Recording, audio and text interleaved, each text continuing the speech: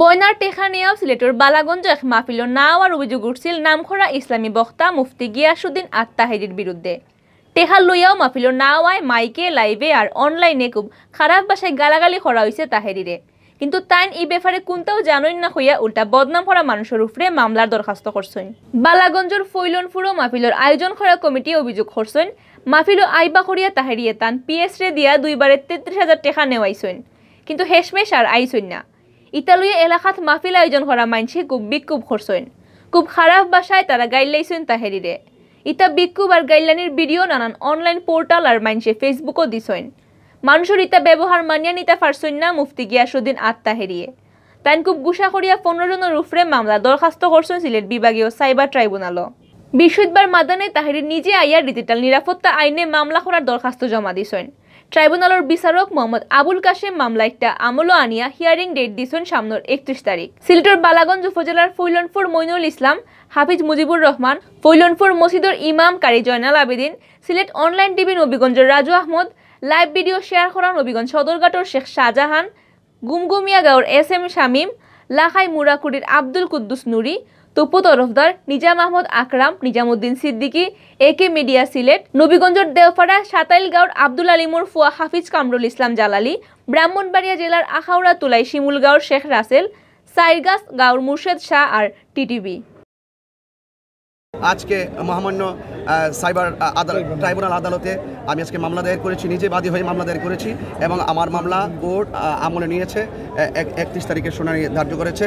এবং আমি চাই আপনাদের মাধ্যমে শুধু এটুকু বলতে চাই যে যারা উলামায়ে কেরামের নাম ব্যবহার করে দাওয়াত না করে বিভিন্ন ধরনের কুরুচিপূর্ণ আচরণ করে, বিভিন্ন গালাগালি করে, বিভ্রান্তি ছড়ায় এবং সেই সমস্ত প্রতারকদেরকে চিহ্নিত করে তাদেরকে যেন চিহ্নিত করা হয়, সেই জন্য আইনের প্রোটেকশন চেয়ে আমি সর্বোচ্চ শাস্তি কামনা করে আইনের কাছে আমি আজকে অ্যাপ্লাই করেছি। আশা করি আইনি ন্যায় বিচারের মাধ্যমে পুস্তারের নাম ছিল মাহফিলে আপনার মাইকের মধ্যে ঘোষণা করা হয়েছে যে আপনি আসবেন না, সেই বিষয়টা নিয়ে আমি তো সেখানে আমি দাওয়াতে রাখি নাই, যেখানে তারা কমিটির কেমন সাথে আলোচনাই করে নাই, তো সেখানে আমি যাওয়ার তো প্রশ্নই আসে না। যারা বলে যে সব বিভ্রান্ত, আমি মিথ্যা। না, আমার কোনো পিএস নাই, আমার একটা পিএস নাই। 15 জনের নামে মামলা দায়ের করা হয়েছে। অজ্ঞাতনামা আছে নাকি আপনার? না, আরো আসতে পারে যদি কেউ তদন্তের প্রয়োজন আসবে। কোন গণমাধ্যম কি আপনি দোষারোপ করছেন কিনা আপনার শুনতে পাচ্ছেন? সেখানে এটা উল্লেখ করা আছে, সেটা আমাদের আইনি প্রোটেকশন সময় মতো আপনারা জানবেন। ওকে, ধন্যবাদ ভাই। কোর্টও তাহেরির পক্ষে উঠছিল advocate ATM Foyez, advocate Saifur Rahman আর অ্যাডভোকেট মোহাম্মদ জাবের হোসেন। কোর্ট তাকে বাড়াইয়া তাহেরিয়ে কইছেন বালাগঞ্জের ফৈলনপুরও তান কোনো মাহফিল আসিল না, এই ব্যাপারে তান লগে সেও কোনো জাতর মাতও মাতছে না। মাহফিলের মানুষে পোস্টারও তার নাম দিয়া বদনামি বানাইছেন।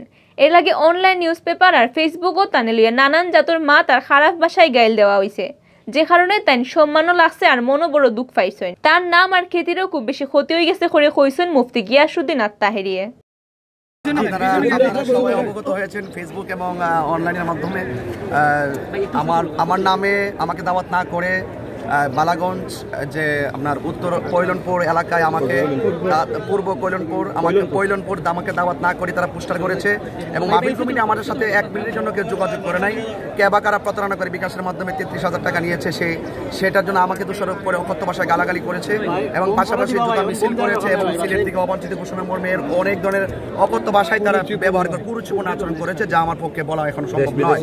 দেশ বিদেশে ফেসবুক এবং ইলেকট্রনিক মিডিয়া প্রিন্ট মিডিয়ার মাধ্যমে আপনারা জানেন যে অনেক ছড়াছড়ি হয়েছে এই বিষয়টা এবং আমার মান সম্মান ইমেজের উপরে আঘাত এসেছে এবং আমার বন্ধুমহল এবং আমার যে উলামায়ে কেরাম যে মহল আছে এবং সুশীল সমাজ এবং এলাকার সর্বসাধারণ যারা আছেন, কোটি কোটি ভক্তবৃন্দ এবং কোটি কোটি মানুষের মাঝে এই বিষয়টা প্রশ্ন এভাবে এসেছে যে আমাকে তারা যে আচরণগুলো করেছে আমাকে তারা সকলে প্রতারক হিসেবে তারা চেষ্টা করছে, কিন্তু আসলে কি তারা আমাকে দাওয়াত করেছে কিনা এই ব্যাপারে তারা কোনো তথ্য ডকুমেন্টারি নাই, পাশাপাশি কোনো প্রমাণ তারা দেখাতে পারবে।